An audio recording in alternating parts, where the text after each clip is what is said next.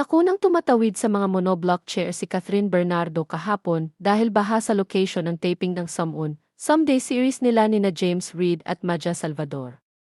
Mula sa tent kung saan ang standby area ng aktres ay nilagyan ng mga monoblock chairs bilang tulay niya patungo sa kanyang van at mukhang ini-enjoy ni Kath ang moment na iyon dahil ang ganda ng ngiti niya.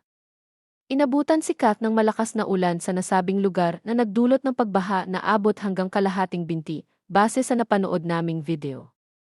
May nabasa kaming ang arte raw ni Catherine, dahil bukod sa paglalagay ng mga monoblock chairs ay pinapayungan pa ang aktres, gayong huminto na ang ulan.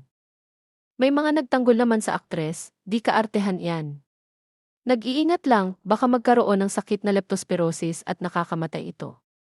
May isa pang komento na nagsabing, kung si Queen Kayla Estrada namin yan, lulusong iyan sa baha at di kailangan ng upuan at payong, kaya nagustuhan ng aming King Daniel Padilla. Susme, hindi pa rin nakaka-move on ang mga bashers sa pagkukumpara kina Catherine at Kayla. Hello, ilang taon na ang nakalipas at parehong masaya na sa kani-kanilang partner sina Daniel at Kath. Anyway, may paglilinaw ang taong ayaw ipabanggit ang pangalan na hindi raw totoong hiwalay na sina Kath at Lucena City Mayor Mark Alcala, taliwas sa mga naglabasang blind items sa social media.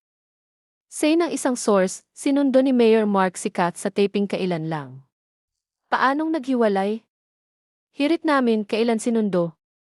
Kasi kahit no ng isang araw lang sinundo, baka that day din ay nagkaroon sila ng gusot. Ano man ang totoo, lalabas din isa sa mga araw na ito.